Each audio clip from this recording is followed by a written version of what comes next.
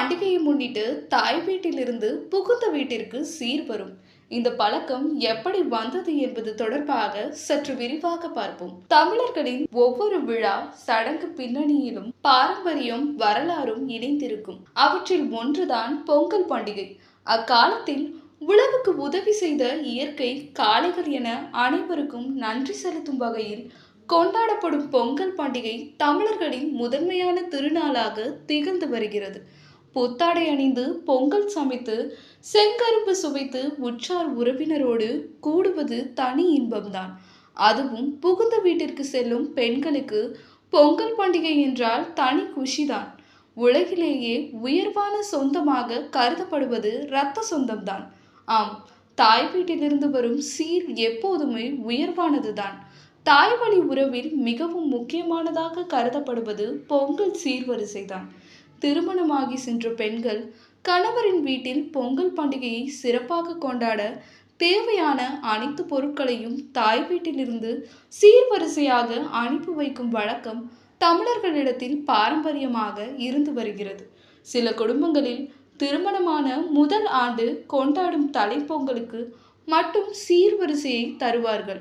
ஆனால் சில குடும்பங்களில் ஆண்டுதோறும் சீர்வரிசை அளிப்பார்கள். தாய் தந்தை மறைந்தாலும் பாசமலரை மறக்காத உடன்பிறப்புகள் ஆண்டுதோறும் சீர்வரிசை அளித்து பிறந்த வீட்டு கௌரவத்தை நிலைநாட்டுவார்கள். பொங்கல் சீர் என்பதில் பிறந்த வீட்டின் கௌரவம் அடங்கியுள்ளதாக பரவலாக நம்பப்படுகிறது.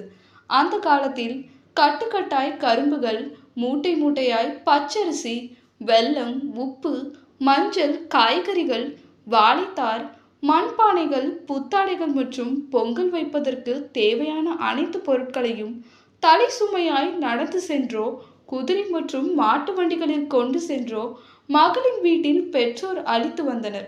குழந்தை பிறந்தால் பயன்படுமே என்பதற்காக கறவை மாடுகளையும் சிலர் சீராக கொடுப்பார்கள். ஆனால் தற்போது காலம் மாறி வருகிறது. இவ்வளவு பொருட்களையும் கொண்டு சென்றால் எங்கு வைப்பது, யாரிடம் கொடுப்பது? அதற்கு பதிலாக சீர் கொடுக்க ஆகும் செலவை அப்படியே பணமாக கொடுத்து விடுங்கள், தேவையானவற்றை நாங்களே வாங்கிக் கொள்கிறோம் என மகளோ மருமகள் குடும்பத்தினரோ கேட்டு பெறும் நிலை உருவாகிவிட்டது. எனவே பணமாக கொடுக்கும் பழக்கம் பெருகி வருகிறது. ஆனால் கிராமப்புறங்களில் இந்த வழக்கம் இன்னும் வாழ்ந்து கொண்டுதான் இருக்கிறது. தொட்டு தொடரும் பந்தமாய் நீடித்து வரும் தமிழர்களின் பண்பாட்டு கலாச்சார நிகழ்வை எண்ணி பெருமை கொள்வோம். பொங்கலோ பொங்கல் என கொண்டாடி மகிழ்வோம். வாழ்க தமிழ், வளர்க நமது கலாச்சாரம்.